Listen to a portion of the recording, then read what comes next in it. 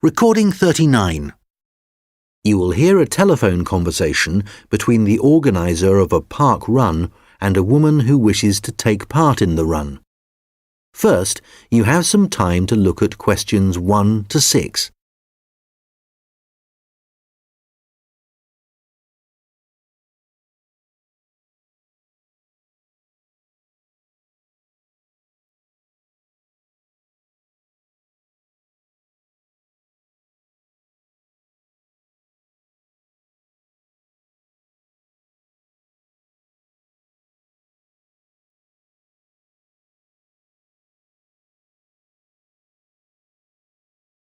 Good morning, Dave Smith speaking.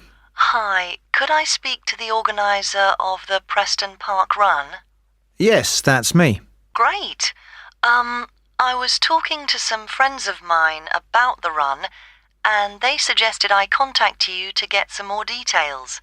Sure. What would you like to know? Well, they said it takes place every Saturday. Is that right? Yes, it does. Okay, great. Do you know where the park is? Oh, yes, I've been there before, but it's quite big and I'm not sure where to go. Well, there's a circular track that goes right around the park.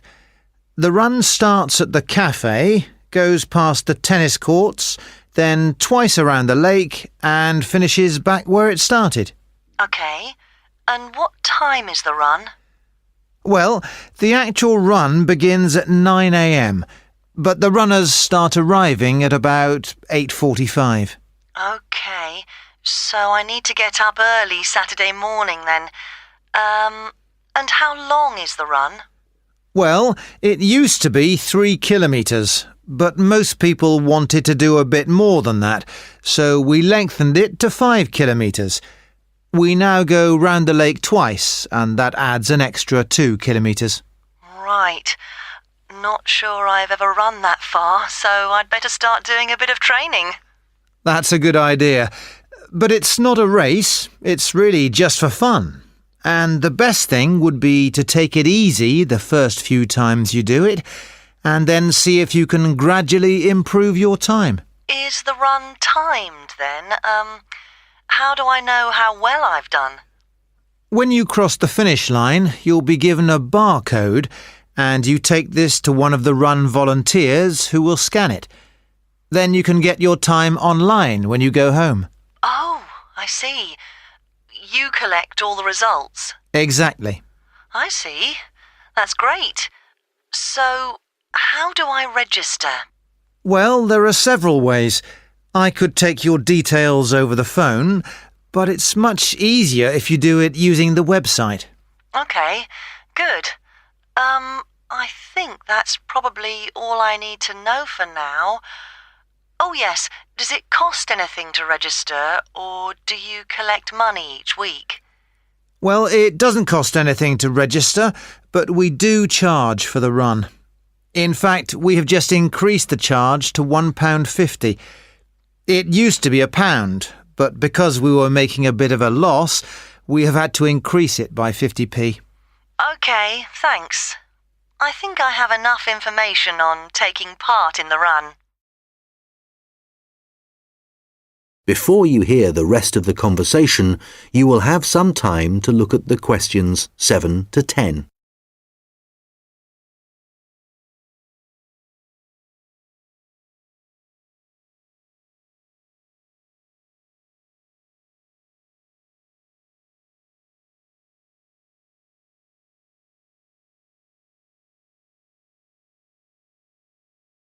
Now listen and answer questions 7 to 10.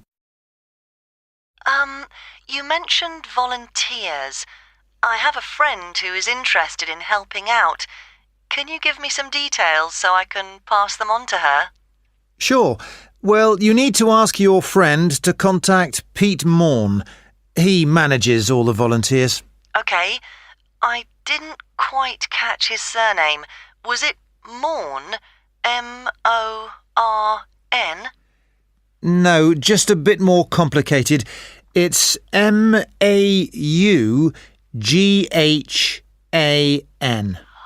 Right, thanks. And could you give me his phone number? Yes, just a moment. It's here somewhere. Let me just find it. I've two numbers for him. I think the one that begins 01273 is an old one, so use this one. It's 01444 73290. Okay, got that. Can you tell me anything about the volunteering? Like what kind of activities it involves? Sure. Well, we need volunteers for basic stuff like setting up the course. We have to do that before all the runners arrive. Okay, so that's a really early start. Yes, that's right. But if your friend would prefer to arrive a bit later, she can also help with guiding the runners so they don't go the wrong way. I see. I believe you do a report on some of the races. Yes, that's right. In fact, we do a weekly report on each race, and we always try to illustrate it. Okay. Well, my friend really likes taking photographs. She's just bought a new camera. Actually, that would be great. I don't know whether Pete has anyone to take photographs this week. Oh, I'll let her know. OK, good. Could you ask your friend to phone Pete and let him know? Yes, I will. OK, thanks. Goodbye. Goodbye.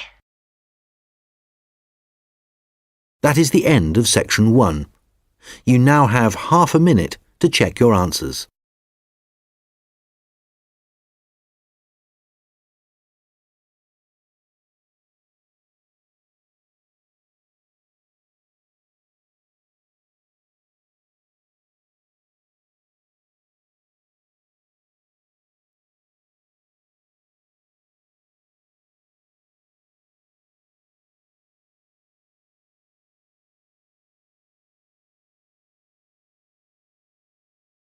Now turn to section 2. Recording 40. You will hear a recorded message about a bus tour. First, you have some time to look at questions 11 to 14.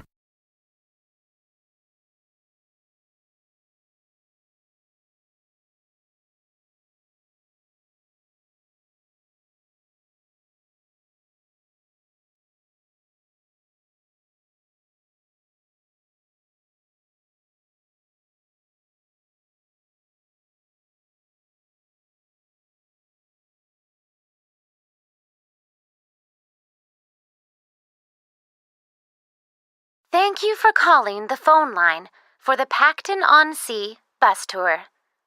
This is a recorded message lasting approximately 4 minutes, and it provides general information on the town bus tour. Pacton-on-Sea is a beautiful West Coast town and has attracted tourists for many years. One of the best ways of getting to know the town is to take the bus tour, which provides a wonderful viewing experience from one of our open-top buses. The tour is a round trip of the town, and there are a total of 4 stops where passengers can get on and off the bus. A lot of people start at the first stop, which is at the train station, as this is where many tourists arrive in the town. The next stop after the station is the aquarium, which is famous for its dolphin show, and which has recently expanded to include sharks. This is well worth a visit and is very reasonably priced. Leaving the aquarium, the bus tour goes along the coast road and after a few kilometers comes to the old fishing village, where you can get off to stroll along the waterfront. There are some original buildings here, but most of the area has been modernized and is now used as a harbor for all kinds of sea craft, including yachts and some amazing powerboats. The tour then heads off to the last stop, and this is where most of the shops are. So for those of you keen to do a bit of shopping, this is the place for you. Our advice is to go to this part of the town in the morning when it is relatively quiet. It does get very busy in the afternoons, especially at the height of the season. This area of the town includes an ancient water fountain where many people like to have their photograph taken, so do look out for this. Before you hear the rest of the conversation, you will have some time to look at the questions 15 to 20.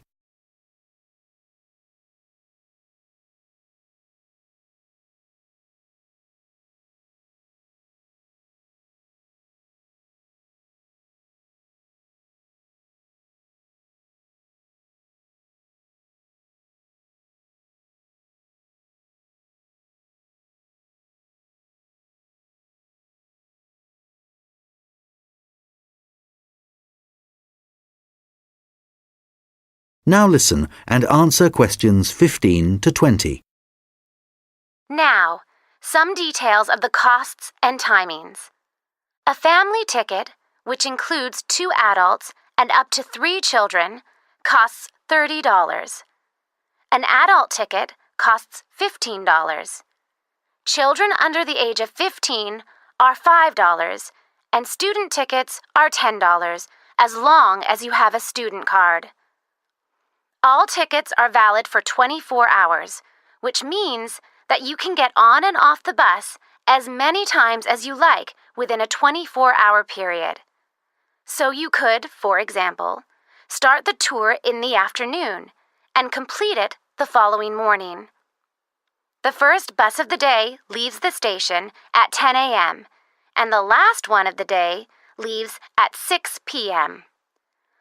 Buses leave every 30 minutes, and each tour takes a total of 50 minutes.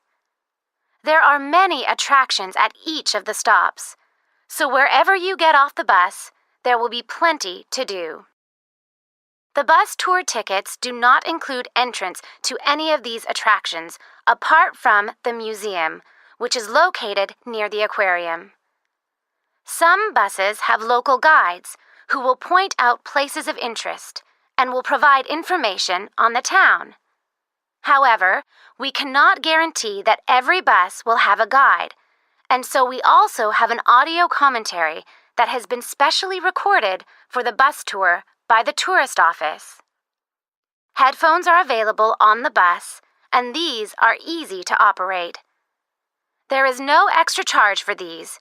Just plug in, select the required language, and adjust the volume.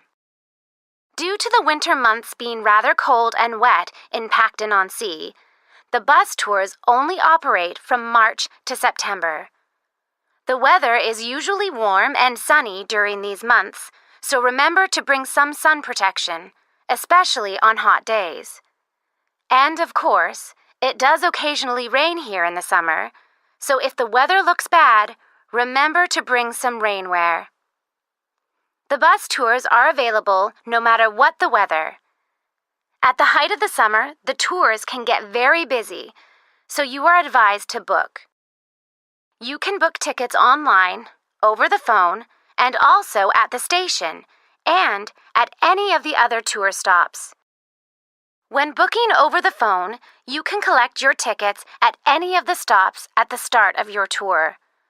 When you do it online, you can print your e-ticket, which you must remember to bring with you.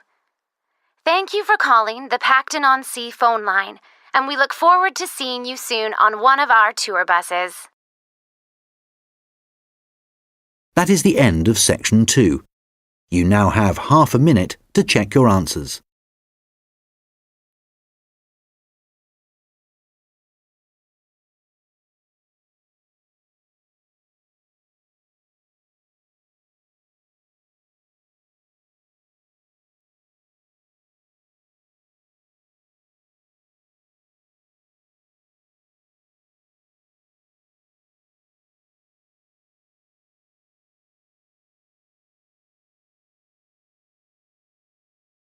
Now turn to section 3. Recording 41. You will hear a conversation between an admissions officer and a manager from the university's technologies department. First, you have some time to look at questions 21 to 26.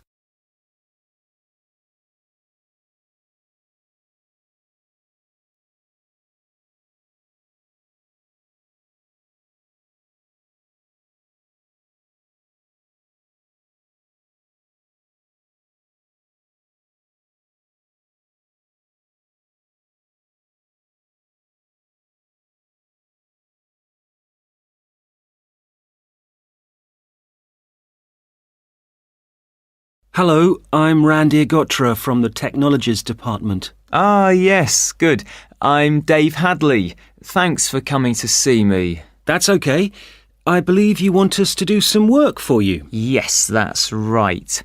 I'm responsible for student admissions to the college, and I use a computer system to help process student enrolments and to do the timetabling. But it really doesn't suit the way we work these days. It's over 10 years old, and although it was fine when it was first introduced, it's just not good enough now. Okay, what problems are you experiencing? Well, 20 years ago, the college was quite small, and we didn't have the numbers of students or tutors that we have now. So the system can't handle the increasing volumes? Well, there's a lot more data now, and it sometimes seems the system has crashed, but in fact, it just takes ages to go from one screen to the next. Right. Is that the only problem? Well, that's the main one, but there are others. In the past, doing the timetabling was quite simple, but now we have a lot more courses, and what's made it complicated is that many of them have options. Right, but the system should allow you to include those. Well, no, it doesn't. It was supposed to. And a few years ago, we did ask someone from the Technologies Department to fix it, but they never seemed to have the time. Are there any other issues with the system? Well, I've been given extra responsibilities, and so I have even less time to do the timetabling. If there was anything you could do, Randir, to make the process more efficient, that would be really helpful. Well, it sounds like you could do with an assistant, but that's obviously not possible. So what about having an online system that students can use to do their scheduling? How would that work? Well, it may mean less choice for students, but we could create a fixed schedule of all the courses and options, and they could then view what was available. And work it out for themselves. That sounds great. OK, so we'll need to decide whether or not to improve the existing system or to build a completely new system. Well, I'd much prefer to have a new system. Quite frankly, I've had enough of the old one. OK, that'll probably take longer, although it may save you money in the long run.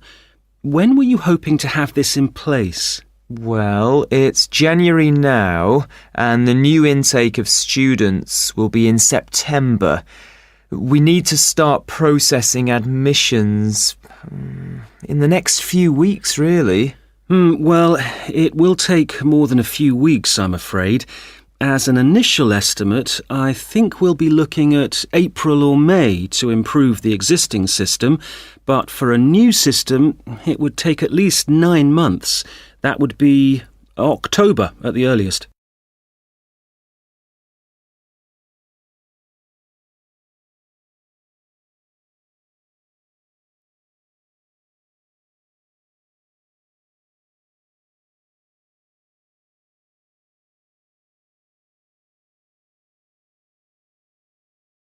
Now listen and answer questions 27 to 30. What are the next steps if we are to have a new system?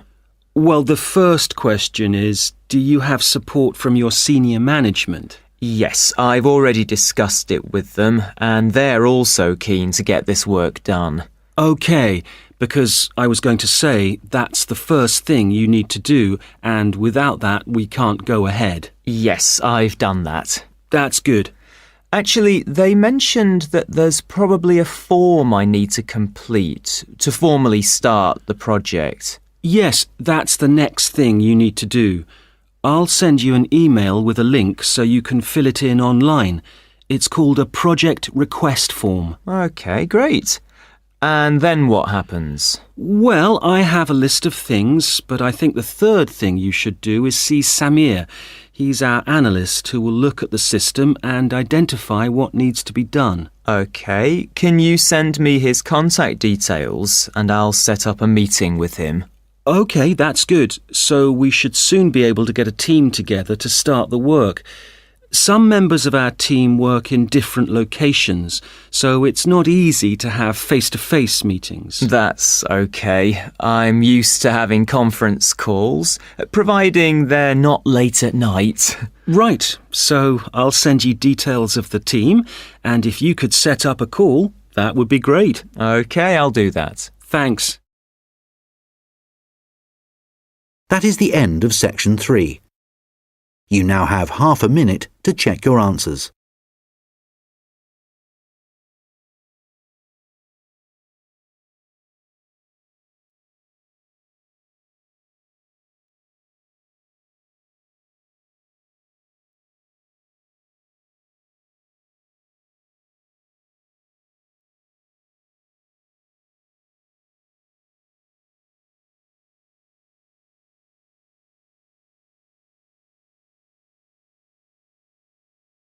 Now turn to section 4. Recording 42. You will hear a lecture about how the production of ceramics, such as plates, pots and glass, first began. First, you have some time to look at questions 31 to 40.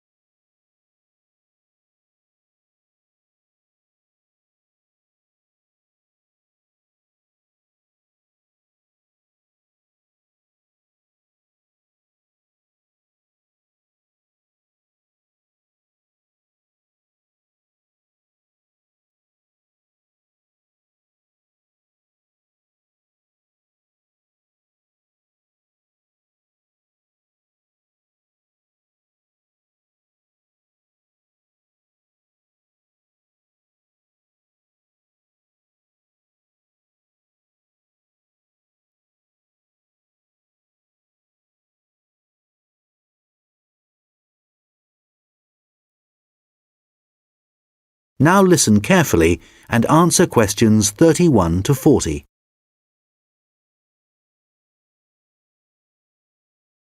Hi everyone. Today I'm going to be talking about the origins of ceramics. So first of all, let's start off with, what is a ceramic? Well, generally speaking, ceramics are what you get when you apply heat to certain inorganic, non-metallic solids and then allow them to cool. And examples of ceramics are everyday things like earthenware pots, crockery, glassware, and even concrete. So how did it all begin? Well, it all started around 29,000 years ago, when humans discovered that if you dig up some soft clay from the ground, mould it into a shape, and then heat it up to a very high temperature, when it cools, the clay has been transformed into something hard and rigid. And so what did those first humans do with their discovery? Well, they created figurines, which were small statues and which depicted animals or gods or any shape that the clay could be moulded into. And all this activity was centred around southern Europe, where there is also evidence of ceramics that were created much later. The early humans also found a practical use for their discovery, such as storing things like grain, although there were drawbacks. The pots were porous, so that although they could carry water in them, it wasn't possible to store it over a long period. and also they were quite brittle and shattered very easily if they were dropped. But despite these problems, it was many thousands of years before there were any improvements.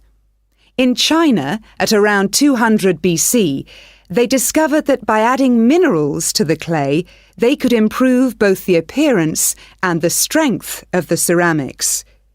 But it took nearly 1,000 years before they perfected the process to produce high-quality ceramics known as porcelain. And once they had perfected the process, they kept it a secret for another 1,000 years. Compared to the first ceramics, porcelain was lighter, finer, harder, and whiter, and became an important commodity in China's trading with the rest of the world for hundreds of years. In fact, it became so valuable that it was known as white gold, and spies were sent to China to discover what they did to the clay to produce such high-quality merchandise. It wasn't until the 18th century that the secret began to unravel. A German alchemist called Johann Friedrich Böttger was asked by the king to make gold out of lead. Unfortunately, Böttger failed to achieve this and soon gave up. But in order to please the king, he attempted to make high-quality porcelain. And after many years of experimentation, he discovered that by adding quartz and a material called China stone to very high-quality clay, he managed to get the same results that the Chinese had been achieving for the last 1,000 years.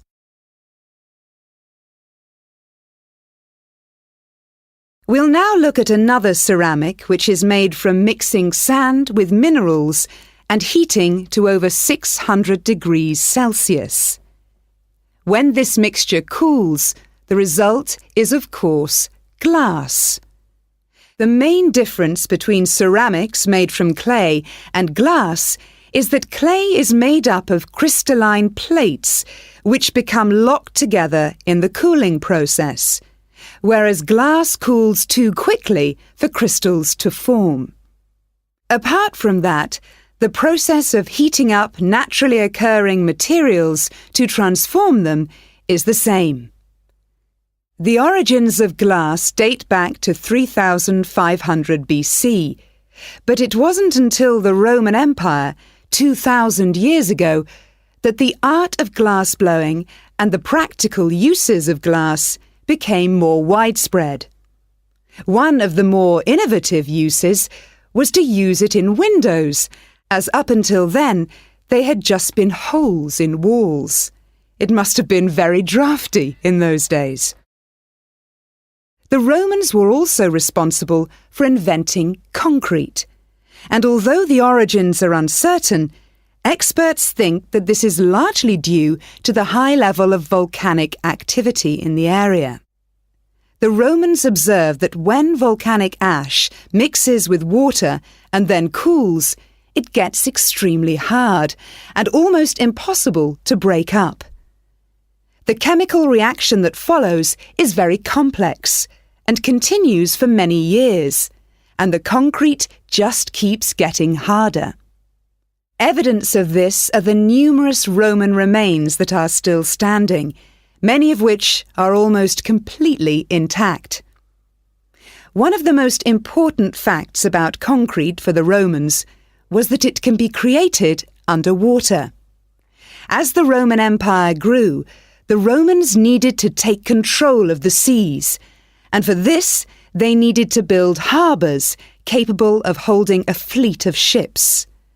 Pouring concrete mixture into the sea immediately started the hardening process, and rather than just dissolving in the mass of water, the substance was tough and long-lasting.